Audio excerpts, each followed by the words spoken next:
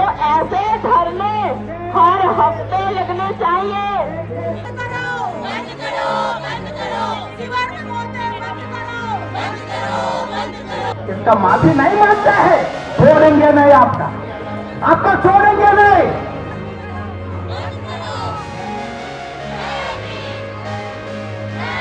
3 महीनों में आपकी 41 मौतें हुई हैं। क्या आपको लगता है ये एक्चुअल नंबर्स हैं या ये भी बहुत कंजर्वेटिव नंबर? 121 का नंबर है, ये नंबर्स नहीं है, ये इंसान है, उनका जान का है। थे वो क्या उम्र थी? हो गए 10-12 साल हो गए गुजरे हुए को, आज तक कुछ नहीं मिला। आप माफ मांगना पड़ते हैं 3 लाख मुआवजे के लिए, भीख मांगने के लिए हम लोग इधर नहीं है। जाति प्रथा का आधारित पेशा है। तो ये कितने लोग साफ सफाई करते हैं, वो सारे शेड्यूल कास्ट का अछूत जाति का संबंध है। छुआछूत आज भी होता है? आज भी जो भी तो है हमारी कौम से है, हमारी कौम से ज़्यादा, और हम ही सेवा कर रहे हैं और हमारे से छुआछूत देखो कमाल की भी अच्छी बात है, और हम ही सरकार को वोट दे रहे हैं। सफाई के में लग रहे थे, शिवर में लगन दिए बनना। नहीं लगने दिया। क्यों? सुन का डर लगा है, रिश्तेदार का लड़का खत्म हो गया। अभी ओवरफ्लो हो रहा है, आप और अंदर जाओ, अब बाहर से नहीं हो रहा है, ऐसा बोल के उनका दबा के अंदर घुसाते हैं।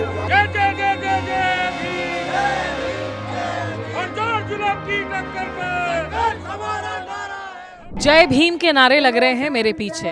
नमस्कार, आदाब, आपके साथ मैं स्मिता शर्मा हूं। आप देख रहे हैं मेरा YouTube station Smita Sharma journalist, और हम मौजूद हैं दिल्ली के जंतर मंतर पर, जहां आम लोग आते हैं इस कोशिश में कि जो सरकारें हैं, हुकूमतें हैं, वो उनकी आवाज़ को सुन सके, उनके मुद्दों को समझ सके। पीछे आप देखिए, यहाँ पर जो सफाई कर्मचारी हैं,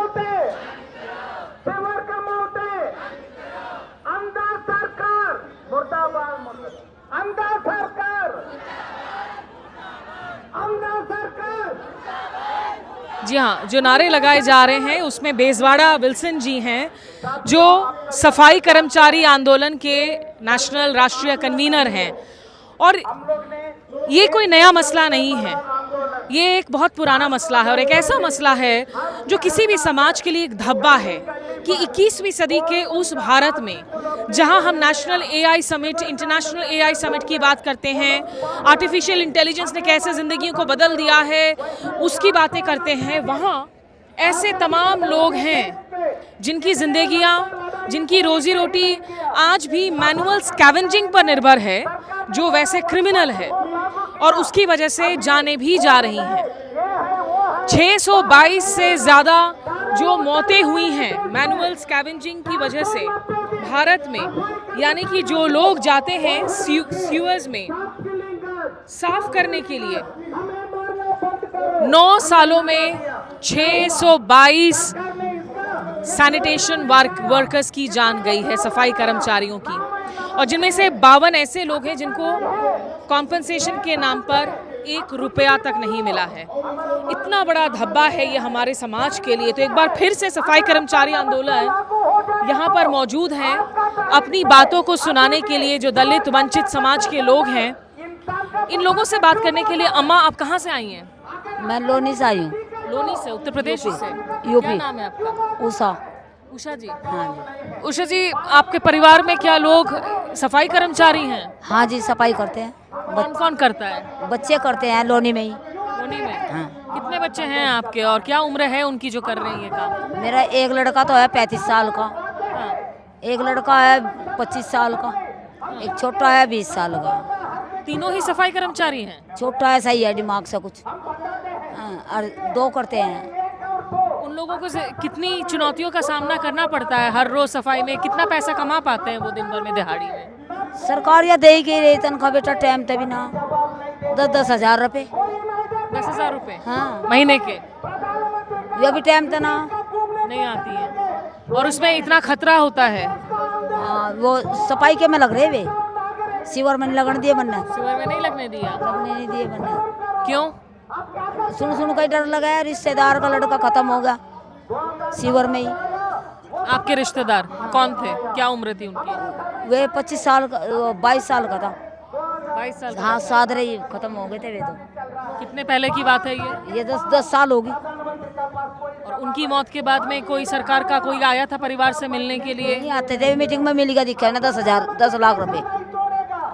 10,000 रुपए मिले उसके जान जाने 10 लाख रुपए। 10 लाख रुपए। माँ मर गई धक्के में, बाप मर गया, जो बहन भाई थे वे उनकी शादी कर दी, उन पैसों में और क्या हुआ, रिश्तेदारी की बात है भैया। और ये हम मलबे का काम करते थे ना बेटा, तुम्हारे से ये काम छुटवा लिया, उनको सरकार से मदद मिलेगी, ये काम छोड़ दो, गंदा काम है ये। अब वहाँ गाजियाबाद फार्म भरा हमने, आज 8-9 साल होगी, 9-10 साल, अब लो तो हमें कुछ मिले ना। किस काम के लिए फॉर्म भरा था? ये सफाई करते थे, मलबा ढोते थे, गंदा काम। पहले किसी के नहीं थे सीवर, लैट्रिन किसी घर कच्ची थी, वे ढो रखी हमने बेटा, बैठ के बीमार हो गए। देखिए 2 बच्चे हैं, दोनों सफाई कर्मचारी हैं और कह रही हैं कि 22 साल का रिश्तेदार जो सीवर में घुसने की वजह से जिसकी मौत हो गई थी। ये आप सोचिए कि इन लोगों को आप देखकर भी जब इनकी अनदेखी कर देते हैं, आप इनकी मौजूदगी को तरजीह नहीं करवाते हैं अपनी ज़िंदगी में, यू मूव ऑन। हम बेचारे धक्के में 10 लाख में क्या हो बेटा, उनको मिला था। लेकिन जैसा हमने कहा, जो आंकड़े हम बता रहे हैं ये सरकार ने खुद पेश किए हैं, सरकारी आंकड़े हैं जो इस वक्त संसद के सत्र में पेश किए गए हैं, रिटन स्टेटमेंट है। तो एक जान की कीमत सोचिए आप। हम और आप जो हम प्रिविलेज बैकग्राउंड से आते हैं, 500-600 रुपये कॉफ़ी में खर्च कर देते हैं। यहाँ वो लोग हैं जो 200-300 रुपये कमाने के लिए आज की तारीख में भी सीवर्स के अंदर घुसते हैं, मैनहोल्स के अंदर घुसते हैं और जाने जाती हैं। और सरकारी कॉम्पनसेशन मिलना अपने आप में जो है एक बहुत ही चुनौतीपूर्ण प्रक्रिया है। लेकिन सबसे ज़रूरी बात है कि जो इंसान चला गया उसकी भरपाई कोई भी कॉम्पनसेशन नहीं कर सकता है। ज़िंदगियाँ इतनी सस्ती हो गई हैं, क्योंकि एक हकीकत ये भी है कि इस देश में जहाँ तक मैनुअल स्कैवेंजिंग का काम है, ये दलित वंचित ही करते हैं। और इनकी ज़िंदगियों की हकीकत हम आप तक कुछ और पहुँचाएंगे। बेजवाड़ा जी से भी बात करेंगे। आप बने रहिए मेरे साथ, तब तक सुनते हैं क्या हो रहा है इस मंच पर।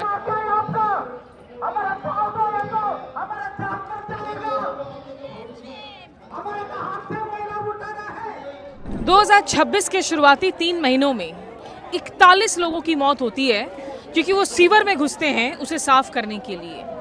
मैनुअल स्कैवेंजिंग इतना बड़ा धब्बा है हमारे पूरे समाज पर, हमारे देश पर, और इसके खिलाफ एक लंबे वक्त से आंदोलन लगातार लड़ रहे हैं बेजवाड़ा विल्सन जी, जो इस वक्त मेरे साथ मौजूद हैं। सर, सबसे पहले तो पूछना चाहूँगी कि ये जो आंकड़े दिए भी जा रहे हैं संसद में कि 9 सालों में 622 मौतें हुई हैं, इन 3 महीनों में आपकी 41 मौतें हुई हैं, क्या आपको लगता है ये एक्चुअल नंबर्स हैं या ये भी बहुत कंजर्वेटिव नंबर्स हैं? सी, ये फिक्शियस नंबर्स हमेशा सरकार ने बना रहा है, अभी का नहीं है, ये हमेशा यही हो रहा है। हम कभी बोलेगा 100 लोग, वो लोग बोलेगा 20 लोग। मैं बता रहा है उनका, हम कुछ आंकड़ा दे रहा है। अब अगर हम बोल रहे 121 लोग ने मर चुका पिछले साल, मतलब 121 का नंबर है, ये नंबर्स नहीं है, ये इंसान है, उनका जान का है। हमने कितने लोग का जान खोज का ये आंकड़ा दे रहा है। आप पूरा आंकड़ा रखते हैं, आप डेटा रखते हैं, डेटा के आधार पर आप बोल रहे हैं कि ये आंकड़े ज्यादा हैं जो सरकार को। हाँ, सरकार का आंकड़ा हमेशा कम दिखाते हैं। हम क्या बता रहे हैं वो आंकड़ा का वो लोग ने ध्यान भी नहीं रखते हैं।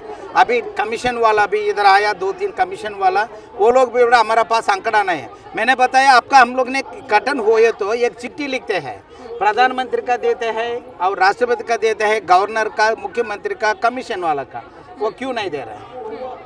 सर, ये बताइए कि इस मसले में ये जो मैनुअल स्कैवेंजिंग हो रही है, इसके जड़ में आप क्या देख रहे हैं? आज हम जहां AI समिट की बात करते हैं, तकनीक की बात करते हैं, सुप्रीम कोर्ट ने कहा बड़े शहरों में कहीं पर भी ये क्रिमिनल है आपराधिक, तो ये फिर भी क्यों हो रहा है? जी, एक जाति प्रथा का आधारित पेशा है। सो ये कितने लोग साफ सफाई करते हैं वो सारे शेड्यूल कास्ट का, अछूत जाति का संबंधित है। इसलिए सरकार ने सोचते हैं ये तो अछूत है, ये तो करे तो कोई फायदा, कोई बड़ा बात नहीं है, मतलब क्या होते हैं वो यही काम करेगा, उनका सोच है। सरकार का और प्रधानमंत्री का सोच कभी बदलेंगे वो समय ये समस्या का इमीडिएट सॉल्यूशन मिल जाएगा। वो सोचते हैं हमने जाके उनका और ग्लोरीफाई करके आप हमारा माता जैसा आप काम कर रहा है, आप बहुत महान है, हम बोलेगा आप बेवकूफ़ है, मैं आपका माता नहीं बना सकते, मैं हाथ से मैला उठा रहे, मुझे मुक्ति चाहिए आज़ादी का भारत पे। सर, ये जो मैनुअल स्कैवेंजिंग के लिए आपको लगता है कि किसी को भी जेल भेजा जाता है, जो कॉन्ट्रैक्टर्स वगैरह हैं, किसी के खिलाफ कोई सजा दी जाती है? आज तक देश भर कहीं भी किसी का भी सजा नहीं मिला। इसी कारण से ये आगे जा रहा है। अगर एक डीएम का एक दिन जेल भेजो, नेक्स्ट डे सारे जीएम बोलेगा हमारा जिला का अंदर कितने लोग काम कर रहे हैं, पहचान करो, उनका पुनर्वास करो, मैकेनाइज करो, सारे करेंगे। कार्रवाई नहीं करते हैं, वो सुप्रीम कोर्ट भी बोलते हैं ये शर्मनाक बात है, और प्रधानमंत्री बोलते हैं ये मैं उनका पाँव धोएंगे, फिर कहाँ से सोल्यूशन आएगा। सर जैसे अब सरकार ने कहा, और ये बहुत ज़रूरी बात कर रहे हैं बेजवाड़ा जी, हमारे आपके लिए ये आंकड़े हैं, लेकिन ये आंकड़े नहीं हैं, ये इंसान हैं जिनकी मौत हो रही है, पूरा का पूरा परिवार बर्बाद हो रहा है। 622 लोगों की अगर मौत होती है, जो सरकारी आंकड़े हैं, जो जैसा बेजवाड़ा जी कह रहे हैं कि वो सही आंकड़े हैं भी नहीं, इन लोगों की जब मौत होती है और पता चलता है कि अभी तक 52 ऐसे लोग हैं जिनको कोई मुआवजा भी नहीं मिला, एक परिवार वाले की संघर्ष क्या होती है जो अपने को खोलता है मैनुअल स्कैवेंजिंग के साथ? कोई भी काम करने वाला कहा है उनका वो पहचान नहीं बोलते हैं, क्यों तो सरकार ने उनका डरा के रख दिया। बहुत मुश्किल से हमारा कार्यकर्ता स्टेट कन्वीनर्स वो लोग जाके उनसे मिल के बात करके आंकड़ा तैयार करते हैं, फिर उनका पुनर्वास देना वो नहीं देते हैं, फिर वो काम करके करके कई दिन एक भाई एक्सीडेंट और वो ऐसा दबा के उनका ये काम आप ही करना पड़ते हैं। अभी ओवरफ्लो हो रहा है, आप और अंदर जाओ, अब बाहर से नहीं हो रहा है, ऐसा बोल के उनका दबा के अंदर घुसाते हैं। उनका जान निकालने के बाद सरकार ने फिर न्यूज़पेपर पे आएगा, वो दिन ने बोलेगा हमने कॉम्पेंसेशन देगा। हम लोग इधर कॉम्पेंसेशन मुआवजा लेने के लिए है ही नहीं, हमने हमारा हक का अधिकार। वैसे जिन लोगों को आइडिया नहीं है, कितनी दिहाड़ी कमाते हैं लोग इस तरह से इतना खतरनाक काम करके, और कितना कॉम्पनसेशन देती है सरकार किसी के मौत? सरकार ने देना 10 लाख से 30 लाख तक, 30 लाख ने सुप्रीम कोर्ट आदेश है, बट ये लोग काम करने वाला का 300, 400, 500 इतने मिलते हैं, और कहाँ से मिलते हैं? अगर ज़्यादा मिले तो दूसरा काम करेगा ना, कहीं काम नहीं है, देश पे रोजगार बेरोजगार इतने बड़ा समस्या है। और हमारा लिए कोई नया स्किल डेवलपमेंट वो इतने बड़ा कौशल बोलते हैं, ये कौशल से हमारा का एक व्यक्ति का भी कभी ट्रेनिंग नहीं दिलवाए। सर एक आखिरी सवाल, ये जो पूरा विश्व साइकिल है, एक जहरीला साइकिल है, इसको कैसे तोड़ें? और आपने जो ज़रूरी बात कही कि क्योंकि आप जब सफाई कर्मचारियों की बात करते हैं तो इसमें जो तबका है वो दलितों का है, SC ST का है, वो वंचितों का है, तो ये एक जाति प्रथा सिस्टम के खिलाफ भी जो है एक हमारी एक हकीकत है। तो इसको कैसे तोड़े सर? क्योंकि जो परिवार वाले हैं उनके बच्चों को क्या मौका मिल पाता है कि वो कुछ और कर सके सफाई कर्मचारी? आप अभी देखा वंचित लोग हैं, किसी का हक अधिकार का सरकार ने निराकर कर वो लोग सारे जंतर मंतर आ रहे हैं। जैसा सारे लोग जागरूकता हो गया, सरकार ने सिर्फ वो सुनना पड़ता है, कान खोलना, ये सिर्फ वो नहीं कर रहा है। अगर वो हो जाएगा, वो अगर नहीं हो जाए तो सरकार का गिराएंगे, इतने शक्ति है सफाई कर्मचारी कम्युनिटी। आंदोलन जारी रहेगा, आंदोलन आगे जारी रहेगा। शुक्रिया सर आपका। तो जैसा देखा, स्टॉप किलिंग अस के ये जो बैनर्स लगे हैं, जय भीम के नारे लग रहे हैं। आप कहाँ से आए हैं सर? मैं जिला हरिद्वार से, रानीगढ़ लंडौर से। जब सरकार नहीं सुनेगी, बिल्कुल सरकार बिल्कुल कान बहरे कर लेगी, अगर सरकार नहीं सुनेगी तो फिर ये सरकार कुछ समय के बाद बदल जाएगी, क्योंकि छोटा ही तबका सरकार के साथ है। आपका नाम, आपकी उम्र क्या है, आपका नाम क्या है दादा? मेरा नाम है मलखान सिंह, वाल्मीकि मलखान सिंह, और मैं गरीब जनता की तरफ से, मैं खुद गरीब हूँ, मेरा भाई गुजरा हुआ, मैंने आज तक कुछ नहीं मांगा, मैं सोचा सब किसी का कुछ मिला। सीवर साफ करते थे वो? हाँ। कब गुजरे थे वो? क्या उम्र थी उनकी? हो गए 10-12 साल हो गए गुजरे हुए को, आज तक कुछ नहीं मिला। उसकी घरवाली को नहीं मिला, मेरी भाभी है वो, उसे कुछ नहीं मिला, नौकरी तक नहीं मिली। 10,000 की अब बात, 15,000 की कुछ नहीं मिली, ना उसे पैसा। कितने साल की उम्र थी उनकी जब उनका हुआ था, और कहाँ पर कर रहे थे वो सफाई? हरिद्वार में कर रहे थे। क्या उम्र थी उनकी? उनकी ऐसी थी कोई उस टाइम 50-60 के बीच में, और वो इस उम्र में भी काम कर रहे थे। क्यों कर रहे थे? कि अपने बच्चों को पालने के लिए, और उनके लिए आज तक डीएम ने भी कहा हो जाएगा, कल हो जाएगा, परसों हो जाएगा, लैम चूस दी, कुछ नहीं दिया आज तक। और मैं भी बच्चे कितने बड़े हैं आज? उनके बच्चे अब तो अच्छे बड़े बड़े हो रहे हैं, अब तो गुजर गए। हमारी जो भावज है, भाभी है जो हमारी, वो भी बुढ़िया होती जा रही, क्योंकि जब किसी को रंज लग जा ना, किसी को गम लग जा घर का, परिवार का, तो सूखता चला जा।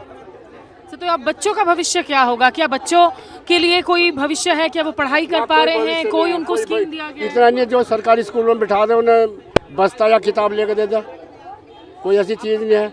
अगर किसी के पास कोई जा भी रहा ना बच्चा, तो उसे काम बता देंगे। अगर कोई बच्चा किसी का गरीब का जा रहा है स्कूल में, तो उसे काम बता देंगे, तू ये काम कर, तू वो काम कर, उसे पढ़ाई नहीं बताने के। छुआछूत आज भी होता है? आज भी जो कि तो है, हमारी कौम से है, हमारी कौम से ज़्यादा, और हम ही सेवा कर रहे हैं और हमारे से ही छुआछूत। देखो कमाल कितनी अच्छी बात है, और हम ही सरकार को वोट दे रहे।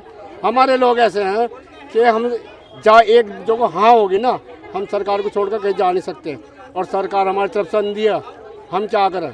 आपने खुद छुआछूत को महसूस किया अपनी जिंदगी में? बिल्कुल, पहले तो चाय भी नहीं देते थे, हमने ये बाबा भीमराव का जो इतिहास पढ़ा, जब जाकर हमने आंदोलन करा, जब जाकर चाय देनी शुरू करी, नीचे चाय देते डोलों में, नीचे बिठा के हुंडों में मिट्टी के। ये चीज अपने भाई को इन्होंने खोया सीवर साफ करते हुए। इतने उम्र दराज है, देखिए 50 साल की उम्र में इनके भाई सीवर ही साफ कर रहे थे रोजी रोटी कमाने के लिए। सरकार ने ना कोई स्कीम दी थी, ना कोई दूसरे आर्थिक ऑप्शन दिए थे, और इंसान भूल जाता है कि सामने वाला खड़ा इंसान भी इंसान है, वही सेम ब्लड है, बोन्स है, हाड़ मांस है, इनके साथ छुआछूत करते हैं। हमारे समाज पर ये कैसा रिफ्लेक्शन है, ज़रूर सोचिए। आज हम युद्ध की बात कर रहे हैं, दुनिया में ग्लोबल चेन्स गैस सप्लाईज की बात कर रहे हैं, और यहाँ इस तरह के लोग हैं गरीब जो आज भी इसी को जी रहे हैं। हाँ। एक और अम्मा है, इनसे भी बात करते हैं। अम्मा, कहाँ से आई हो आप? सिलौरी से आए बेटा हम तो। सिलौरी से? क्या नाम है आपका? वैसे लक्ष्मी देवी। किधर पढ़ा ये आपका? ये दिल्ली से ही? नहीं, दिल्ली से नहीं, जमुनानगर से। जमुनानगर, उत्तर प्रदेश, नोएडा साइड पे पड़ा आपका? इधर नहीं, काले आम नहान। हरियाणा से आ रहे हैं? हरियाणा से आ रहे बेटा हम तो। तो ये अम्मा, ये बताओ, आपके परिवार में कोई है जो सफाई कर्मचारी है? मेरे उसमें तो है नहीं बेटा कोई कर्मचारी सफाई में, कोई नहीं है। हाँ, काले आम जाते हैं बच्चे, वहाँ पर फैक्ट्रियाँ हैं, उनमें करते हैं काम। अच्छा, हाँ। क्या काम करते हैं? बस यही सफाई का करते होंगे। सफाई का ही करते होंगे। हाँ। आप यहाँ जिस आंदोलन में जुड़ी हैं, क्यों जुड़ी हैं आप? बस बेटा ये राजकुमार जी को पता, बेचारा जाता है, ये बेचारा कहता है राजकुमार, फिर आना पड़ता है, इसलिए बेटे। समाज हमारी भी तो, समाज जो समाज अपना है, अपना समाज तो अपना ही रहेगा। आपके समाज से लोगों की जाने गई हैं, आप जानते हैं ऐसे परिवारों को जो उजड़ गए हैं? और क्या, 3 गुजरे ने अभी हमारे लड़के सीवर लेन में। 3?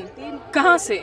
कौन सी जगह जो भी 3 लड़के गुजरे अपने सीवर लेन में, हमारे समाज के इसी मार्च में 20 को जन कितनी तारीख को 3 लड़के गुजरे। और समाज के साथ हम भी राजस्थान से आए, सफाई, हाँ जी, सफाई कर्मचारी हम, यही कच्चों में बस काम झाड़ू लगाना है, फिर भी वही छुआछूत आज भी वो है, वो परंपरा हम लोगों को सब यही समझते हैं। आपको लगता है कि लोग आपको जो है समान अधिकार नहीं देते हैं? वो अधिकार नहीं है साहब, कुछ भी अधिकार नहीं है, कुछ भी अधिकार नहीं है। सफाई कर्मचारी हम सब है। एक मिनट बात करती हूँ मैं आपसे। मतलब आपके घर में कितने बच्चे हैं? आप जाइए मत मैम। हमारे घर में 4 बच्चे हैं। 4 बच्चे हैं? हाँ। बच्चे क्या करते हैं? वही हमारा तो जो सफाई का काम। बच्चों के लिए कोई अलग भविष्य नहीं बना पा रही हैं? कुछ भी नहीं बना पा रहे साहब, कुछ है ही नहीं, बस यही सफाई का काम। इसमें भी अगर नौकरी मांगते, कुछ नौकरी का कोई फार्म भरते तो उसका अनुभव मांगते। जब हमारी समाज है, हम शुरू से झाड़ू लगाते तो फिर किस चीज़ का अनुभव? हमारी नौकरी है, केस चल रहा है, उसमें 12 साल होगी, 13 साल से हम केस लड़ रहे, सुप्रीम कोर्ट ने कह दी, फिर भी वो नौकरी नहीं है।